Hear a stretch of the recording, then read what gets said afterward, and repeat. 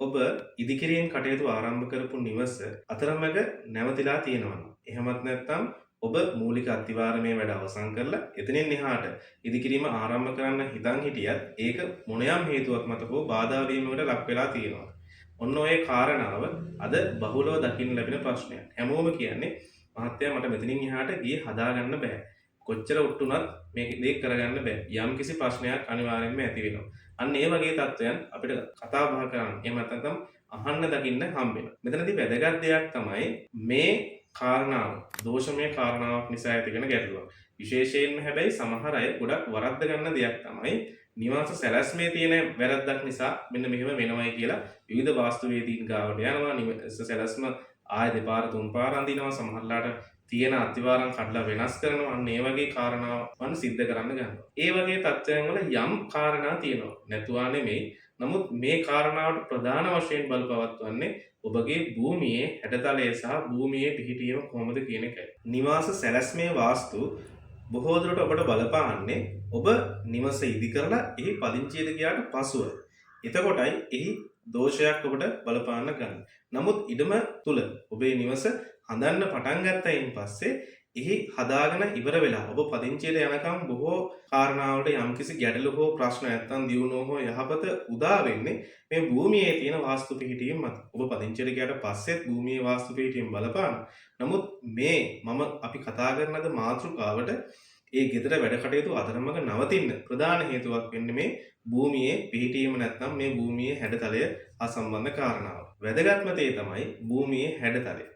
භූමිය නිසියාකාර ඍජුකෝණාශ්‍ර හැඩයක්. එහෙමත් නැත්නම් සමචතුරස්‍රාකාර හැඩයක් කියන විදිහ මේ හැඩතල ගණනාවක් වාස්තු විද්‍යාවේදී කතා කරනවා. නමුත් මේ ගැන එකින් එක කතා කරන්න ගියොත් මේ කාරණාව දීර්ඝ වෙන නිසා මම සරලව කිව්වොත් අපි අද බොහෝ දකින්න ලැබෙන ඍජුකෝණාශ්‍ර හරි නැත්නම් හරි සමචතුරස්‍රාකාර හැඩයකට මේ භූමිය නිවැරදිව වෙන් වෙලා පිහිටන්න ඕනේ. ඒ කියන්නේ පාද 4කට අනුව මේ භූමිය පිහිටන්න ඕනේ. ඒ කාරණේ ඉතා වැදගත්. මම සමහර අයගේ භූමි දකිනවා සමහර පැතිවලින් ඊශාන දිශාවල එහෙමත් නැත්නම් නිරද දිශාවල වගේ බොහෝ බෑවුම් තියෙන දේවල්. එහෙමත් නැත්නම් සමහරලාට වැටක් මායිමක් නැහැ. ඉඩම් කිහිපයක එක ඉඩමක් විදියට මේක කිසිම වැටක් මායිමක් නැතුව පිහිටලා තියෙනවා. අන්න ඒ වගේ අවස්ථාවල මේ භූමියේ වගතුව නැත්නම් පිහිටීමේ තියෙන දෝෂ ඇති කරන්න ගන්නවා. එතකොට ඔබට මේ භූමියේ ඉස්සරහට ඉදිකිරීම් කටයුතු කරගෙන යන්න අපහසු තත්ත්වයන් එන්න පුළුවන් හැකියාව තියෙනවා. අනිත් වැදගත් කාරණේ තමයි මේ ඔබ නිවස ඉදිකරන භූමියේ වෙනත් පැරණි ඉදිකිරීම් යම් අවස්ථාවලදී පිහිටන්න පුළුවන්. ඒ ඉදිකිරීම් වල යම්කිසි ගැටලුකාරී තත්ත්වයන් ඔබගේ මේ නව ඉදිකිරීමට බාධා වෙන්න පුළුවන්. අපි නොදකින විදිහට භූමිය ඇතුළාන්තයෙන් මේ සම්බන්ධතාවයේ යම් ගැටලු ඇති වෙන්න පුළුවන්. ඒ ගැන විශේෂ අවධානයක් දක්වන්න ඕන. තුන්වෙනි කාරණේ තමයි මේ භූමිය මිනිස් වාසයට නොසුදුසු විදිහට පත් වෙලා. එහෙමත් නැත්නම් වගතුවෙන් තොර භූමියක් විදිහට අපි වාස්තු විද්‍යාව තුළ සඳහන් කරන යම්කිසි සාධකයක බලපෑමක් තියෙනවද කියන්නේ.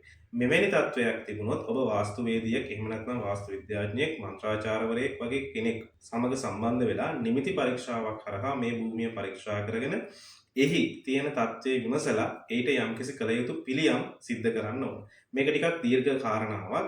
නමුත් මේ කාරණාව හා සම්බන්ධයෙන් අපේ පැරැන්නෝ වාස්තු පූජාවක් තියෙනවා. අපි ගයක් හදන්න පටන් ගත්තාම ඉස්සෙල්ලාම කරන්නේ භූමිය වාස්තු පූජාවක් තියලා මේ විදිහට මේ ඉදිකිරීම ආරම්භ කරනවා. ඇත්තටම මේ දේ නිකන් හරියට ගත්තොත් අපිට තේරෙන විදිහට ගත්තොත් අපි ගයක් හදන්න කලින් ඒ භූමියේ තියෙන වෙනත් අවහිර වෙන ගස් කොළන් ඉවත් කරලා, තනකොළ ඉවත් කරලා, කැලි කසල තියෙනවා නම් ඒ දේවල් ඉවත් කරලා නිවැරදිව අපේ භූමිය හදාගන්නවා.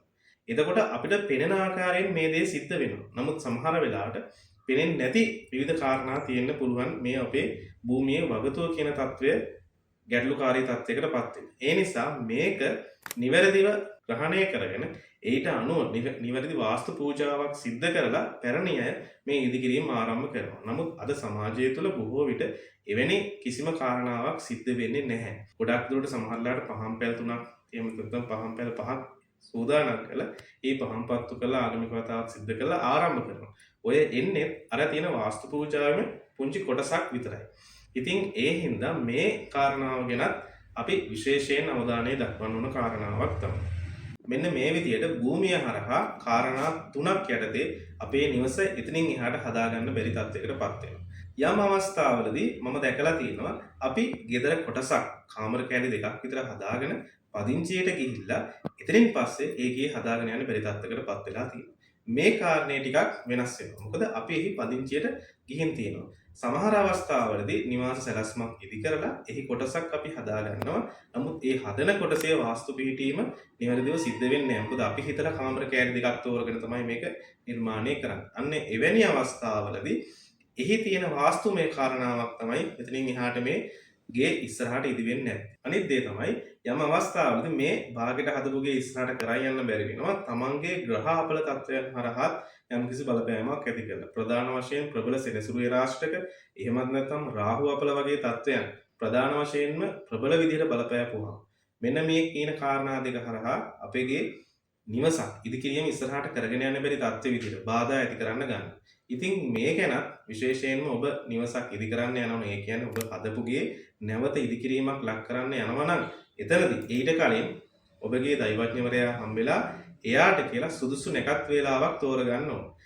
මේ නැකත් වේලාව තෝරගද්දී වැදගත් කාරණාවක් තියෙනවා ඔබට තේරුම් ගන්න. මොකද මෙතනදී සමහර අය ගයක් හදන්න එද්දි එහෙමත් නැත්නම් හදපුගේ ඉදිරි කොටස හදන්න එද්දි Tamanට පහසු දින වකවානුවක් තෝරාගෙන ඒ කාල සීමාව එහෙම කියන්නේ සතියක් වගේ අතරතුර කාල සීමාව තුළ තෝරලා දෙන්න කියනවා සුදුසු දවසක් එයාට ඒ වැඩ කටයුතු කරගෙන යන්න.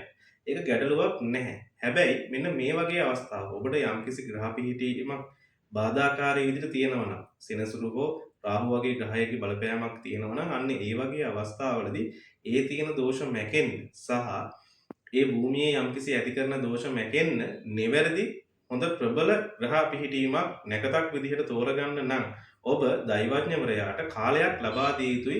මෙන්න මේ කාල පරාසය තුල සුදුසු දවසක් දෙන්න කියලා. සතියක් තුලදී මේ දේ සිද්ධ කරන්න බෑ. මොකද සමහරවිට අඟහරුවාදා, සෙනසුරාදා, ඉරිදා වගේ දවස්වලදී අපි නිවාස ඉදිකිරීම කටයුතු ආරම්භ කරන්නේ නැහැ. එතකොට දවස් කිහිපයක් ඉතුරු වෙන්නේ ඔබට දවසක් තෝරගන්න. ඒකෙදි ඔබගේ කේන්ද්‍රයට එහෙමත් නැත්නම් ඔබගේ උපන් නැකතට ගැළපෙන දවස තෝරගද්දී අර ඉතුරු වෙන දවස් 4නොත් දවස් 2ක් විතර තමයි ඉතුරු වෙන්නේ. ඉතින් එතකොට දවස් 2කින් සුබ දවසක් තමයි ඔබට දෙන්න වෙන්නේ. ඒ නිසා ඔබ ගෙදර ඉතිරි කොටස සූදානම් කරන්න ඔබ හිතන් ඉන්නවා නම් තව අවුරුද්දකින් විතර අඩුම තරමේ මාස 6ක්වත් කල් තියලා දෛවඥවරයා හම්බෙලා ඔබගේ කේන්ද්‍රයත් පරීක්ෂා කරගෙන සුදුසු දිනයක් තෝරාගන්න. එතකොට අඩුම තරමේ මාස 3ක කාල සීමාවක් ඇතුළත තියෙන සුබ දවසක් තෝරා ගන්න හැකියාව තියෙනවා දෛවඥවරයා. එතකොට ඔබට ඔබගේ දෝෂ පීඩා ගැටලු ඇති නොවන විදිහට හොඳ ප්‍රබල නැකත් බල පිහිටීමක් දෙන්න ඔහුට හැකියාව තියෙනවා. ඒ නිසා අන්න ඒ වගේ අවස්ථාවලදී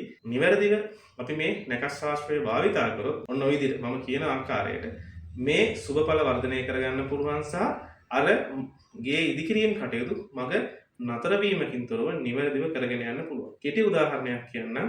කෝණ මාස කාල සීමාවල් තියෙනවා. දින 60කට වරක් එන දින 30ේදී මෙන්න මේ කෝණ මාස තියෙනවා. මෙන්න මේ කෝණ මාස පිහිටීම තුල ඔබ නිවසක් ඉදි කරන්න ආරම්භ කරොත් ඒකේ බොහෝ දුරට නිවැරදිව වේගවත්ව ගමන් කරන්නේ නැහැ ඉදිකිරීම කටයුතු. අතරමඟ කඩාකප්පල් වීමකට ලක්වීමක් හෝ ඔබ මාස 3න් කරන්න යන කාරණේ මාස 6ක් 7ක් දක්වා සමහරලාට දීර්ඝ වෙන්න පුළුවන්. එහෙම නැත්නම් ඔබ බලාපොරොත්තු වෙන මුදලට වඩා ලොකු මුදලක් වියදම් වෙන්න පුළුවන්. මොකද මේ කෝණ මාස කාල සීමාවල් ස්ථීර දේවල් ආරම්භ කරන්න පටන් ගන්න නැහැ. අන්න එහෙම නැකත් කාරණාවක් තියෙනවා. මේ කාරණාව කියන්නේ මිනිස්සු සමහර වෙලාවට ඇවිල්ලා වෙලාවල් ඉල්ලලා ඊට පස්සේ ඒ කාරණේ පැහැදිලි කරායින් පස්සෙත් සමහරලාට මම එයාලගේ අත්‍යවශ්‍ය අවශ්‍යතා නිසා මම මේ වෙලාවල් දීලා තියෙනවා සමහර වෙලාවට. නමුත් මම දකිනවා මාස 4-5 ගියාට පස්සේ මේගේ එහෙමම ඉදිකිරීම කටයුතු නතර වෙලා තියෙනවා.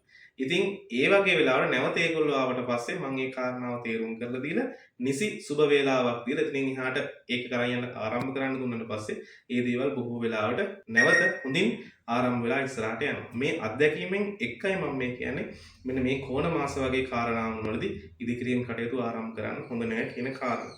ඉතින් මේ වගේ කාරණා ගොඩක් තියෙනවා.